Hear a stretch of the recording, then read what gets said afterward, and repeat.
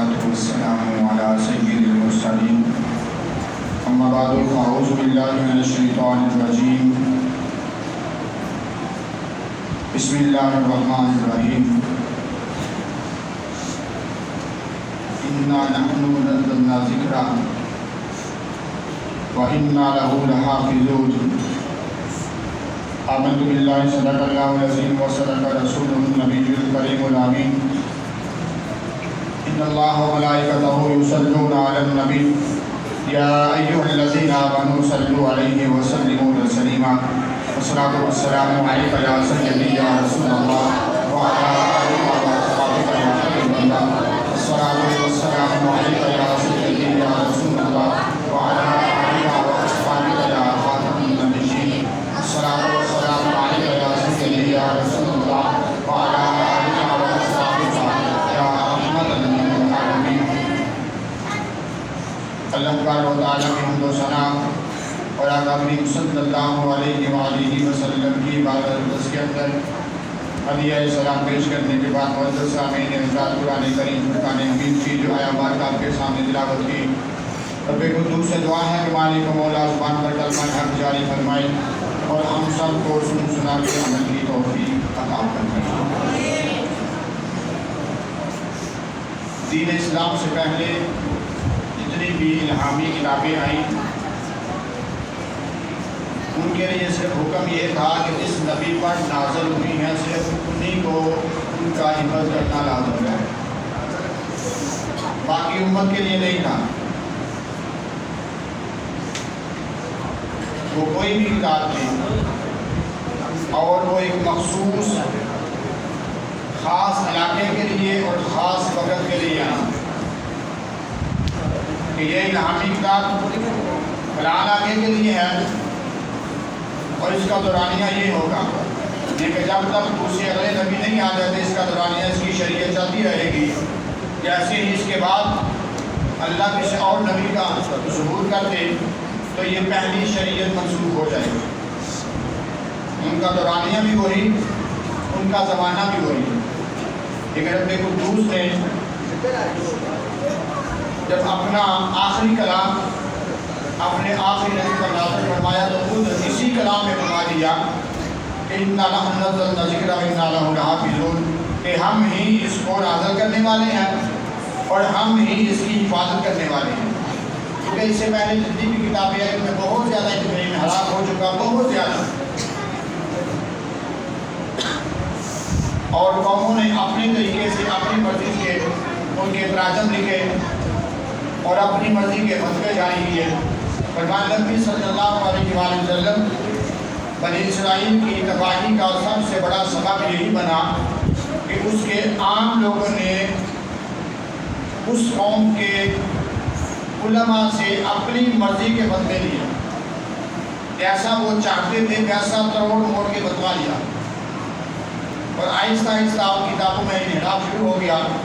لیکن یہ کائنات میں واحد کتاب ہے کہ جسے نازل کرنے والی ذات خود فرمانے کا حفاظت کریں گے، اور حفاظت اس طرح کی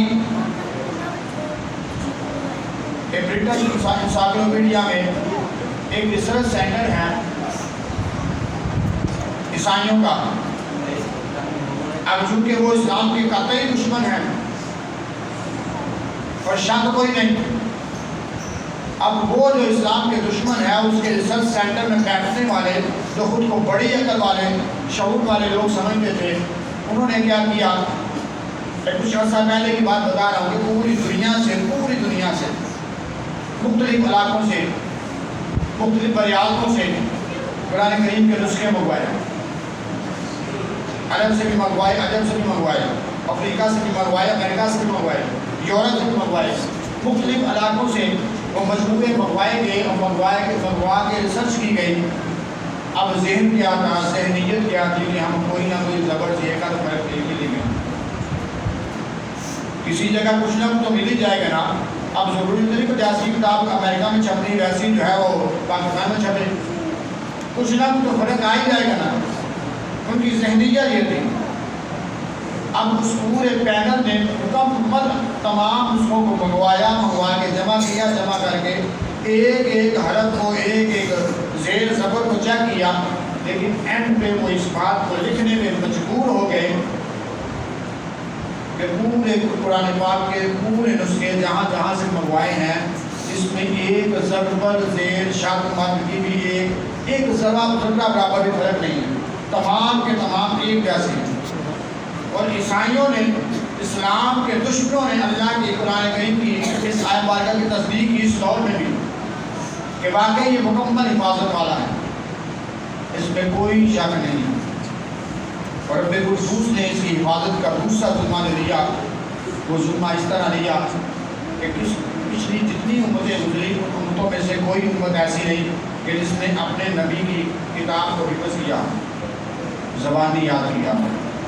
یہ شرط صرف اور صرف مسلمانوں کو حاصل ہے، اور اس شرط کا اندازہ آپ کو خود جو ہے 2-3 سالوں میں اسی مسجد میں ہو جائے گا کہ انشاءاللہ ہو سکتا ہے کہ 2025 میں ہی ہمارا ایک طالب علم جو ہے وہ قرآن پاک مکمل حفظ کر چکا ہو، ورنہ وہ 2026 میں کنفرم ہے کہ 5-6 بچے ضرور جو ہے وہ یہاں سے اسی مسجد میں اسی جگہ اسی مقام پر جو ہے وہ حفظ کی سند لے کر جو ہے وہ انشاءاللہ مسجد اٹھیں گے۔ پوری دنیا میں جتنے بھی تعلیمی ادارے چلتے ہیں ان کے پیچھے بہت بڑی فاؤنڈیشنیں ہوتی ہیں، بہت بڑے معاملات ہوتے ہیں، اور پاکستان میں جو سب سے لو طبقہ سمجھا جاتا ہے وہ مدرسے کا سمجھا جاتا ہے، جس کو کوئی حکومتی سطح پہ کوئی فضیلائی نہیں ہوتی، کوئی فنڈنگ نہیں ہوتی، کوئی یہاں کے مدرس کی باقاعدہ حکومتی لاگت سے تنخواہ نہیں ہوتی، جس طرح جو ہے کہ اسکول ٹیچر کی ہوتی ہے یا کسی بھی جگہ سرکاری ملازمت کی ہوتی ہے۔ یہ سارا کچھ انہوں نے اپنے ٹائم جو ہے وہ چلانا ہوتا ہے، لیکن اس کے باوجود اس کی کامیابی کا راز یہ ہے کہ پاکستان میں مساجد جو ہے وہ کم پڑ جاتی ہیں، حافظ زیادہ ہوتے ہیں۔ آپ نوٹ کریں، بہت سے فاضل کرام رہ جاتے ہیں اس وجہ سے کہ مسجد نہیں ملی، میں نے سنانا تھا مسجد نہیں ہے۔ یہ ان مدارس کی کامیابی کا ایک جو ہے وہ پورا آپ کو بتانے لگا ہوں، تو صرف ایک دو بات سے پیر صاحب کے آنے کا انتظار انہوں نے فرمایا تھا کہ میں 10:15 بجے تک آ جاؤں گا، تو امید ہے کہ وہ راستے میں کہیں ہوں گے، تو جیسے ہی آپ نے ہندوستان بندی شروع ہوگی تو انشاءاللہ العزیز سے ان کے آنے تک آپ کو سمجھانا چاہ رہا ہوں کہ یہ جو میں نے بچے اس طرح بٹھائے ہیں نا، یہ سفید لباس میں اور ساتھ جو ہے بلیک ڈریس کوٹ پہنے ہوئے بچے بیٹھے ہوئے ہیں، یہ ہمارے مستقبل کے ہیرے ہیں، یہ ہمارے مستقبل کے ستارے ہیں۔ ہمارے بعد دین کی باغ ڈور سنبھالنے والے یہ ہیں، ہم رہیں یا نہ رہیں انشاءاللہ العزیز یہ چمکیں گے، اور آپ دیکھیں گے۔ پہلے مجھے کچھ عرصہ پہلے پچھلے سال ہی لگا لیں ایک وہم تھا کہ میں نے کیا کچھ نہیں، اور وقت گزرتا چلا جا رہا ہے، پتہ نہیں کب جو ہے موت کا پیغام آ جائے، لیکن اس سال ایک امید لگی ہے، ایک امید جاگ پڑی ہے کہ اب جو چھوٹے چھوٹے میں بیج بو رہا ہوں، چھوٹے چھوٹے پودے لگا رہا ہوں، انشاءاللہ العزیز ایک وقت آئے گا کہ ایک ایک پودا ایک ایک درخت بنے گا، اور پھل بھی دے گا، پھول بھی دے گا، سایہ بھی دے گا، اور انشاءاللہ العزیز یہ پھر آگے باغ بنائیں گے، اور آپ دیکھیں گے۔ میں ابھی آپ سے بات کر رہا ہوں، آج سے صرف 15 یا 20 سال بعد ہم میں سے جو زندہ رہے ان نظاروں کو دیکھیں گے کہ وہ بچے جو ہم نے دین کو نہیں دیے وہ کہاں پہنچے، اور ہمارے بچے دوسرے جو ہیں وہ کہاں پہ ہیں۔ وہ دین پڑھنے والے مسجد میں چٹائیوں میں بیٹھنے والے کہاں پہنچے، اور ہمارے بچے جو ہیں وہ کہاں پہنچے ہیں۔ ان کا فرق آپ 15-20 سالوں بعد خود چیک کر دیجیے گا، اور انشاءاللہ العزیز یہ واضح ہوگا۔ دنیا میں کسی بھی شعبے میں آپ چلے جائیں، حتیٰ کہ آپ نے رشتہ کرنا ہو تو وہاں آپ کی برادری چیک ہوتی ہے، یہ واحد معاملہ ہے۔ یہاں سے بندے کا تقویٰ چیک ہوتا ہے۔ کبھی کسی نے نہیں پوچھا امام صاحب کس برادری سے تعلق رکھتے ہیں، نہ کبھی کو کسی کو غرض ہوگا، اب تک مجھے یہ پتا کہ آپ میں سے زیادہ لوگوں کو میری برادری کا پتہ نہیں ہوتا۔ مجھے یہاں 25 سال ہو گئے، میں لوگوں کو بتاتا ہوں، لوگ ماننے کو تیار نہیں ہوتے۔ تو یہ اللہ کے کلام کی برکت ہے، رب کے کلام کی یہ برکت ہے کہ رب وہاں سے اٹھا کے یہاں بڑھا دیتا ہے۔ آج یہ بچے جو زمین پر پاکیزہ جگہ پر زمین پر بیٹھے ہیں، ایک وقت آئے گا یہ کرسیوں پہ بیٹھیں گے، ایک وقت آئے گا یہ ممبروں پہ بیٹھیں گے۔ اور انشاءاللہ وہ وقت دور نہیں، بس 3-4 سالوں کی بات ہے، بہت زیادہ نہیں، یہ وقت آئے گا۔ ہر وہ شخص جس نے قرآن سے پیار کیا ہے اللہ نے اسے کبھی خالی نہیں چھوڑا۔ جتنا زیادہ وہ قرآن سے لگن رکھتا چلا جائے گا، پیار کرتا چلا جائے گا، اتنا رب اسے عروج دیتا چلا جائے گا۔ ابھی ماسٹر صاحب ایک چھوٹی سی بات تھی لیکن اس بات میں مکمل جو ہے وہ بات بیان کر گئے کہ ہر وہ بندہ جو دین کے جتنا قریب آتا ہے دین اس کے قریب آتا چلا جاتا ہے، دین اسے عزتیں دیتا چلا جاتا ہے، اسے عروج دیتا چلا جاتا ہے، اسے مقام دیتا چلا جاتا ہے، اسے دنیا میں بھی سکون دیتا چلا جاتا ہے، آخرت میں بھی سکون دیتا چلا جاتا ہے۔ لیکن افسوس کا افسوس کہ ہم نے اس کو صرف جو ہے وہ تھوڑا سا رسمن جو ہے وہ سمجھ لیا ہے۔ میری کچھ باتیں غلط ہوتی ہیں، خاص کر اہل سنت کے لوگ جو ہے بہت پیچھے رہ گئے، بہت پیچھے رہ گئے دین کے معاملے میں، بہت پیچھے۔ ہمیں ضروری جو شرعی مسائل ہیں وہ بھی نہیں آتے اور ہم جاننے کی کوشش نہیں کرتے کہ ہم جان ہی لیں، سمجھ ہی لیں، ہمارا دل ہی نہیں کر رہا، ہم اپنے لیے وقت نہیں نکالتے۔ ہم نے بس جو ہے وہ 7-5-6 راتیں رکھی ہوئی ہیں، بس وہ رات مسجد میں چلے لے کے پورا آپ کو کسی نے غلط گائیڈ کر دیا، ایک رات آ جائے گا تو کام بن جائے گا، کسی نے غلط گائیڈ کر دیا۔ بھائی یہ روز کا معمول ہے، اب سب سامنے شعور ہیں، سمجھدار ہیں، صرف سادی سی آپ کی زندگی کی مثال دینے لگا ہوں۔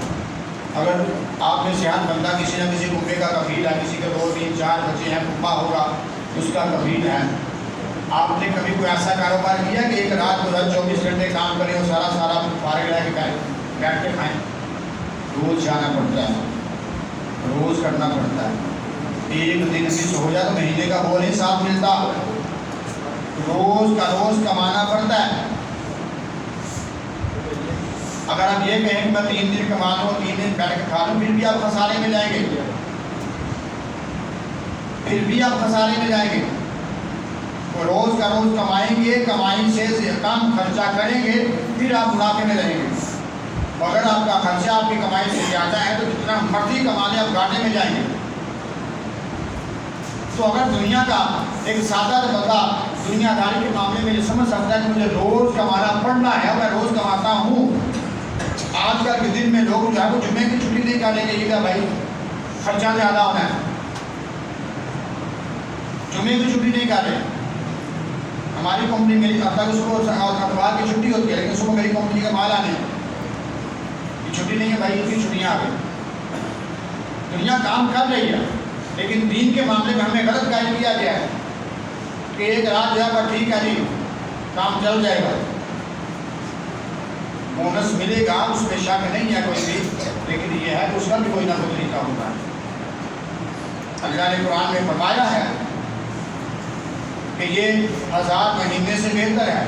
1000 مہینہ اگر ایوریج نکالیں تو 83 سال کی عمر بنتی ہے، اس سے بہتر ہے بندہ اس رات کو کوئی بھی رات یہ کر فرق نہیں ہے کہ یہ 27 کی یہ بات بتا دو آقا نے کہا پہلے میرے اوپر ظاہر کیا گیا، بعد میں چھپا لیا گیا، اور اس کو رمضان کے آخری عشرے کی طاق راتوں میں تلاش کرو، وہ 21 ہو، وہ 23 ہو، وہ 25 ہو، وہ 27 ہو، وہ 29 ہو، ان طاق راتوں میں تلاش کرو۔ تو کوشش کریں کم از کم یہ 5 طاق راتیں، پانچوں آپ جا کے گزاریں۔ پتہ نہیں وہ کون سا لمحہ ہو، وہ کون سی گھڑی ہو جو قبولیت والی ہو، جس میں ہمارا کام بن جائے۔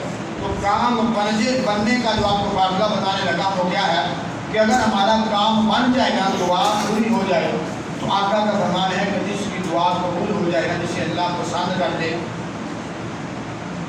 اس کا اگر ججمنٹ کرنی ہونا کہ اسے کیسے پتہ چلے گا تو اس کا پوری آقا نے فرمایا کہ رب اسے اس کے بعد دین سکھانا شروع کر دے گا۔ اگر ہم آج کی رات جاگ لیتے ہیں اور ہمارا یہ تصور ہے، ذہن ہے کہ بھائی میں نے جاگ لیا، میرا کام بن گیا، تو کام بننے کا جو آقا نے کلیہ بتایا وہ یہ ہے کہ اس کے بعد آپ کی نماز نہیں چھوٹے گی، اس کے بعد جب آپ کو قبول کا ڈگر بندے آ جائیں تو پکاؤ گے، تو نے اس رات عبادت کی تھی، اب میں نے تجھے قبول کر لیا، پروف آ جائے، تجھے کوئی بھی کام ہوگا تو اس میں تجھے نکال لاؤں گا، تیری نماز کا ٹائم۔ کوئی بھی رات ایسی عبادت والی آتی ہے، اس رات میں عبادت کرنے کے بعد اگر آپ سمجھ چاہتے ہیں کہ مجھے اس کا فائدہ ہوا کہ نہیں ہوا، مجھے اس کا بونس ملا کہ نہ ملا، تو اس بونس کا طریقہ کیا ہے؟ جو آقا نے فرمایا، حدیث سے پڑھ کر کے الفاظ سنا رہا ہوں کہ اس کے بعد رب بندے کو دین کے لیے قبول کر لے۔ اگر آج ہم توبہ کرتے ہیں اور عین اس حالت میں کرتے ہیں، یقین رکھتے ہیں کہ ہماری توبہ قبول ہے، تو اس حدیث پاک کو ماننا ہوگا کہ توبہ کی قبولیت کا سبب یہ ہوگا کہ اس کے بعد ہماری نماز نہیں چھوٹے گی، اس کے بعد ہم غافل نہیں ہوں گے۔ تو یہ نہ ہو کہ ہم یہاں ہی سیری کریں اور سیری کر کے فجر بھی نہ پڑے، گھر جا کے سو جائیں، ہمارے کل صبح کی فجر کیا جائے گا، ایسا نہیں ہوگا۔ اگر رب نے ہمیں قبول کر لیا تو پھر اس کے بعد ہم خود اہتمام کے ساتھ پہنچیں گے، ہم پیچھے نہیں ہٹیں گے، ہم لاپرواہی اور کوتاہی میں نہیں جائیں گے۔ ہم یہ نہیں کہیں کہ ٹھیک ہے بھائی ایک رات میں نے گزار، اس کے بعد کوئی اور آئے گی تو پھر دیکھی جائے گی، اگلے سال پھر 27 میں گزار لوں گا، تو یہ بھی آپ کو غلط قید کر رہا ہے۔ بہت سے لوگوں نے صرف نعرے لگوا کے کام پورا کیا کہ جو اونچا لگائے وہ آج مدینے جائے، تو جو بندہ ایسے نعرے لگاتا ہے نا اسے صرف یہ پوچھ لے کہ بھائی تم کتنی دفعہ گیا، تو ہم سے لگواتا ہے نا تو بتا کتنی دفعہ گیا، تو روز لگاتا ہے کہ تو روز جاتا ہے،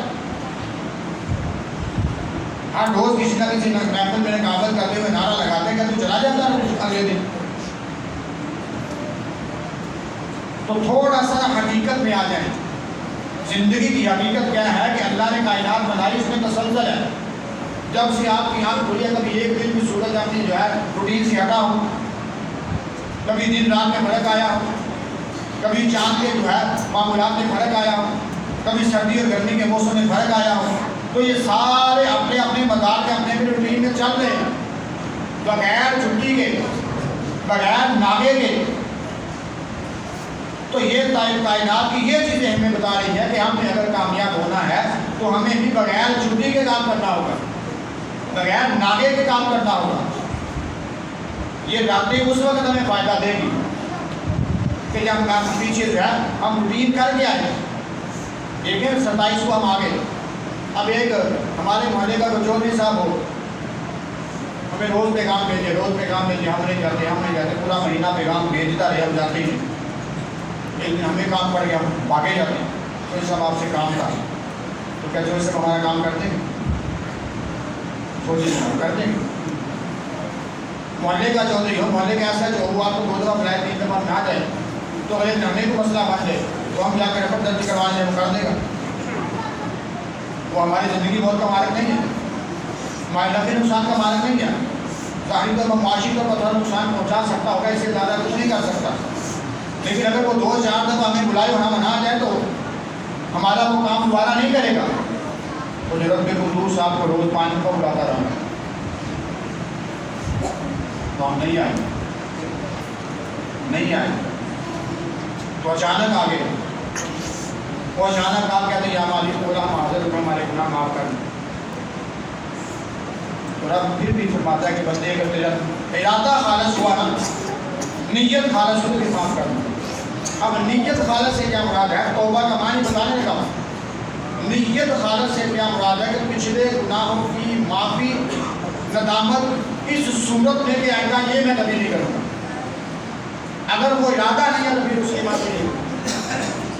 پچھلی غلطیوں کی معافی اس نیت سے کہ یا مالک مولا یہ مجھ سے غلطیاں ہو گئیں، کوتاہیاں ہو گئیں، لاپرواہیاں ہو گئیں، اس کے بعد یہ نہیں ہوگی۔ یا مالک مولا آج سے پہلے نمازیں چھوڑتا رہا، کوتاہیاں ہوتی رہی، آج کے بعد نہیں چھوڑتا، پچھلی معاف کر۔ اس صورت میں تو معافی کا کچھ سوچا جا سکتا ہے، لیکن بندہ صرف یہ کہے کہ یا مالک مولا پچھلی معاف کر، اگلی میں پھر کرتا رہوں، بس ایک دفعہ معاف کر دوبارہ پھر کوئی معاملہ ہوگا، تو ایسا نہیں بننا، ایسا نہیں ہوگا۔ ہم اپنے اوپر ایک عجیب جو ہے نثار بنا کے آئے ہوئے ہیں، ایک عجیب سا ٹوکرا ہم نے اٹھایا ہوا ہے کہ بس ٹھیک ہے میں کامیاب ہوں، میں ہی کامیاب ہوں، اس طرح نہیں ہوں۔ حضرت ابوبکر صدیق رضی اللہ تعالی عنہ آپ جب خلافت کی منصب پر فائز ہوئے تھے نا، تو جو پہلا خطبہ ہم نے دیا تھا، ہم نے اپنا تو لوگوں اگر میں جسے تم نے خلیفہ بنا دیا، خود بنایا، اگر میں اللہ اور اللہ کے رسول کے بتائے ہوئے دین کے مطابق چلتا رہوں تو میری بات ماننا، اور اگر کسی جگہ میں تھوڑا سا ہلنے لگوں تو مجھے پکڑ کے گردن سے پکڑ کے سیدھا کر دینا، گردن سے پکڑ کے سیدھا کر دینا۔ یہ خلیفہ اول نے فرمایا۔ اب سوچے باہر ہو جائے تھی کوئی ٹیڑھا ہونے کی، لیکن پھر بھی فرمایا مجھے گردن سے پکڑ کے سیدھا کرنا، اور وہاں جہاں میں غلط شروع ہو جاؤں وہاں میری اطاعت کرنا تمہارے اوپر لازم نہیں ہے۔ خلیفہ دوم حضرت عمر فاروق رضی اللہ تعالی عنہ، آپ نے ایک بندہ مقرر کیا ہوا تھا جو روز آپ کو موت کی یاد دلاتا، بس یہی اس کا کام، وہ سامنے بیٹھا رہتا، بس یہی کہ تم نے اپنے پڑھنا ہے۔ وقت کے خلیفہ کو صرف ایک بات ڈیوٹی لگی، آپ نے مرنا ہے، موت آئے گی، موت آنے والی ہے، روٹین۔ تو ایک دفعہ اچانک انہوں نے شیشہ دیکھا تو وہاں سے ایک بات نظر آئی۔ اس کے بعد اسے کہا بھائی اب تیری ڈیوٹی ختم۔ پوچھا اب کیا ہوا حضور؟ ہمارے آپ یہ مجھے روز یاد دلایا کریں، اب تو تھوڑا رہے،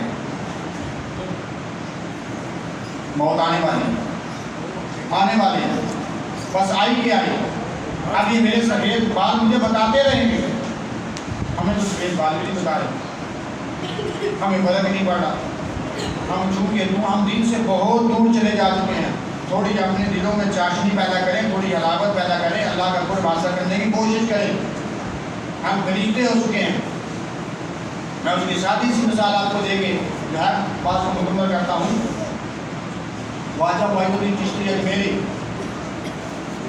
آپ جب ہندوستان کے علاقے میں آئے تو بیمار پڑ گئے، ایک ہندو پنڈت اسے علاج کے لیے بلایا گیا، وہاں وہی طبیب تھا، امانت ہوا طبیب تھا، اسے بلایا گیا، علاج کرنے لگا تو ہم نے ایک سوال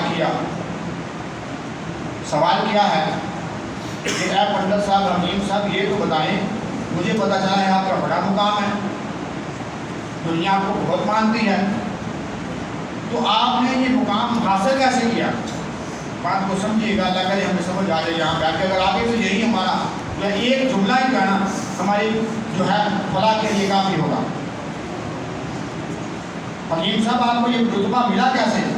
اب وہ ہندو پنڈت کہتا ہے کہ میں نے ہمیشہ اپنے نفس کی مخالفت کی، میرا نفس جو مجھے کہتا تھا وہ میں نہیں کرتا تھا، اور آہستہ آہستہ میرے بھگوان نے مجھے یہ رتبہ دے دیا۔ مطلب یہی بات ہے، بالکل یہی بات ہے۔ آپ نے فوراً فرمایا تو پڑھو کلمہ پڑھو لا الہ الا اللہ محمد رسول اللہ۔ وہ چونک گیا کہ میں تو آیا تھا علاج کرنے، یہ کس مصیبت میں پھنس گیا، میں تو آیا تھا کسی اور کام کے لیے۔ اب چونکا، خاموش ہو گیا۔ جب خاموش ہوا تو دوبارہ پیر صاحب نے فرمایا کہ بتاؤ اس معاملے پہ تمہارا نفس تمہیں کیا کہتا ہے؟ کہ میں نے تمہیں کہا ہے کہ کلمہ پڑھو مسلمان ہو جاؤ، تو نفس کیا کہتا ہے؟ اب کچھ سوچ کے بولتا کہ نفس کہتا ہے قتل کسی صورت میں نہیں پڑھنا، تو باہر ایک پنڈت ہے، حکیم ہے، دنیا تجھے جانتی ہے، پہچان کے کا بڑا عہدہ ہے، یہاں علاج کرنے آیا ہے، یہاں پڑھ کے باہر نکل کر دنیا تجھے کیا کہے گی؟ نہیں پڑھنا۔ آپ نے کہا ٹھیک ہے، اب تیرا یہ دعویٰ ہے، تو کہتا ہے کہ میں نے عروج پایا ایک اس بات پہ کہ میں نفس کی مخالفت کرتا رہا۔ اب بتاؤ نفس کی مخالفت کرنی ہے یا اس کی ماننی ہے؟ وہ کہتا ہے نہیں پڑھنا، میں کہتا ہوں پڑھو، یا تو نفس کی مان جاؤ تو چلے جاؤ، تو یہاں اس کی مخالفت کرو اور پڑھ لو۔ اب وہ پنڈت پھر خاموش ہے کہ میں کس چکر میں پھنس گیا، میں تو اپنی بات میں خود ہی پھنس گیا۔ 2-4 منٹ سوچنے کے بعد وہ زبان سے کلمہ پڑھ لیتا لا الہ الا اللہ محمد رسول اللہ۔ جب پڑھتا ہے تو پھر دوبارہ اسی مقام پر خواجہ صاحب سوال کرتے ہیں، بتا اب اس کلمہ پڑھنے پر تیرا نفس کیا کہتا تھا؟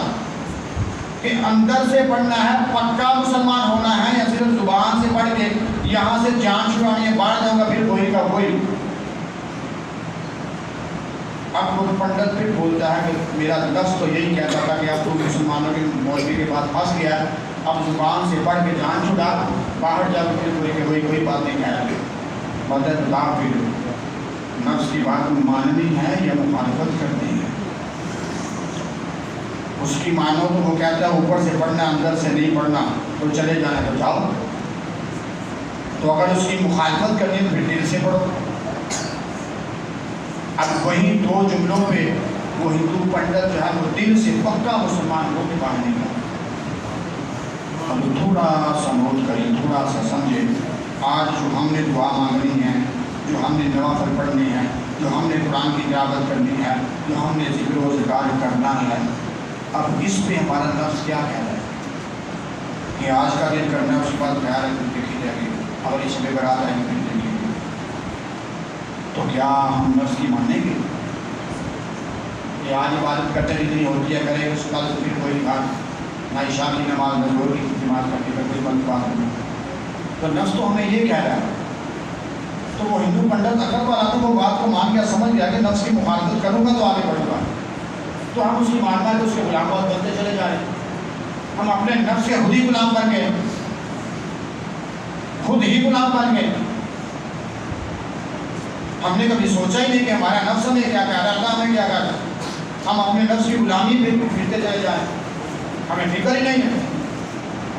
ہم باہر اپنے ہی شوق پہ کھڑے ہوتے ہیں, اذان ہوتی ہے, ہمارے اوپر فرق نہیں پڑتا. کوئی خوف نہیں, کوئی ٹینشن نہیں, کوئی مسئلہ نہیں. لیکن آج ہم آئے ہیں تو کل بھی تو عشاء کی اذان ہوئی تھی, کل بھی ہم نے تراویحیں پڑھی تھی, ہم نے پرسوں بھی پڑھی تھی, ہم نے جو ہے پورا مہینہ 26 دن ہم نے تراویحیں پڑھی. لیکن کچھ چہرے غائب تھے. آج ہم آئے ہیں, چلے آج آ گئے ہیں تو آج یہ عہد کر لیں, نفس کی مخالفت کر کے کہ یا مالک مولا پاس غلطیاں ہو گئی, آج کے بعد نہیں روز آئے گا. اب مجھے بات کی سمجھ آ گئی ہے, تو میں پکا مسلمان ہوں, نسل کا نسل مسلمان ہوں, تو مسلمان تھا ہی نہیں. لیکن اس کی عقل کام کر کے اس کی عقل نے اس بات کو سمجھ لیا کہ بھائی بات تو صحیح ہے. تو میں کہ اتنے بے وقوف کہ میں اس کو پھر بدل جاؤں. حضرت باجزید بستامی علیہ السلام اپنے علاقے سے دور کسی جگہ گئے تو عصر کی نماز کا وقت تھا. نماز پڑھنے لگے, مولوی صاحب نے اذان دی تو بندہ ہی کوئی. ہمارے ہاں بھی یہاں ایک وقت تھا, ایسا ہوتا تھا. ہمارے بزرگ بابا اسلام جی سب اکیلے بیچارے اذان دیتے تھے, بندہ ڈھونڈتے تھے جماعت کرانے کے لیے. اللہ ان کی کامل کوشش بتائے. آج انسان تھے, نیک انسان تھے, ہماری مسجد کے سابقہ امام تھے. وہ خود ہی صفائی کرتے رہتے تھے, خود ہی دھیان رکھتے رہتے تھے. کوئی آیا, کسی کو آواز کئی دفعہ ہوتا تھا کہ باہر جا کے آواز ہے بھائی آگے کو مہربانی جماعت کرانے. بندہ نہیں ملتا تھا. ایسے معاملے تھے, میں نے خود دیکھا. میں اس وقت چھوٹا بچہ تھا, ابھی چند سالوں کا جو ہے, چند سالوں سے بعد کہ آخری 9-10 کا اسٹوڈنٹ تھا. یہ سن 2000 کی بات کرنا, آج سے 25 سال پرانی یہ معاملہ تھا. یہاں اس مسجد کے صحن میں جو ہے وہ اگر بارش ہوتی تو پانی کھڑا ہو جاتا تھا, جس میں نالی کا پانی بھی آتا تھا. یہ معاملہ تھا. تو وہ عصر کی نماز کا وقت ہوا تو بندہ ہی کوئی نہیں. باجزید بستامی علیہ السلام موجود ہیں. کہتے ہیں مولوی صاحب کیا حال ہے؟ کہتے ہیں جی میں تو اذان دیتا ہوں, تو سنتا ہی نہیں. وہ دو بندوں نے نماز پڑھی. بابا جی کہتے ہیں بھائی آپ اذان صحیح نہیں دیتے, دو گے تو سارے سنیں گے. میں تو روز دیتا ہوں. چلو مغرب ہوگی تو میں بتا دوں. مغرب کی اذان ہوئی, مولوی صاحب نے روٹین سے اذان دے دی. کوئی بندہ آیا, اذان مکمل ہونے کے 1.5 منٹ بعد باجزید بستامی علیہ السلام فرماتے ہیں کہ مولوی صاحب دوبارہ اذان دیں. جب پورا اذان تو ہو چکی تو مجھے پتا ہو چکی تو دوبارہ دینا. بندہ قیمت والا تھا, درویش بندے کی بات سن گیا. آپ نے پھر جو ہے مائک آن کیا, جو بھی وہاں طریقہ تھا, مائک تھا یا نہیں تھا, جو بھی طریقہ تھا اس کے مطابق اذان شروع کر دی. ابھی 2-3 جملے بولے تھے, پورا محلہ اکٹھا ہو گیا. مولوی صاحب دماغ تو نہیں خراب ہو گیا, ہوش میں تو ہیں, پہلے تو اذان دے دی آپ نے, یہ کیا ہو گیا؟ وہاں باجزید بستامی علیہ السلام بولے کہ دیکھو بھائی سنتے ہیں کہ نہیں سنتے؟ آپ کہتے ہیں سنتے نہیں. یہ سنتے ہیں, یہ کانوں میں آواز آتی ہے کہ یہ اذان کی آواز ہے, لیکن رب نے توفیق نہیں دے رہا, رب نے قبول نہیں کر رہا, رب نے مسجد میں آنے کی توفیق نہیں دے رہا. اذان یہ پہلے بھی سنتے تھے لیکن اذان سن کے نہیں آئے. اب مولوی صاحب کی غلطی ہوئی تو سارا بندہ ٹوکنے آ گیا, ہر بندہ. آج مجھ سے بھی غلطی ہوئی تو میں کل سوچا کہ اللہ کا شکر ہے, میں نے 25 دن تراویحیں پڑھائی ہیں. کسی جگہ جو ہے میں ایسا نہیں ہوا کہ میں نے ایک طرح کی کم پڑھی ہو یا زیادہ پڑھی ہو، بغیر کسی حال حجت کے صحیح پڑھائی گئی اور آج مسئلہ بن گیا، آج ہی ٹینشن بن گئی، اور آج اس موبائل اتنے بجے سے سمجھ مجھے بھی نہیں آتی کیا بننا ہے۔ تو یہ ہے کہ تھوڑا سوچیں، ہم سنتے ہیں لیکن سمجھتے نہیں ہیں۔ کاش ہم سنتے بھی ہوتے، سمجھتے بھی ہوتے۔ بس میری بات کر مکمل، پیر صاحب آ گئی ہیں، میرے استاد محترم، میں تو کھڑا ہو کے استقبال کروں گا، آپ کی مرضی ہے۔ اللہ تعالیٰ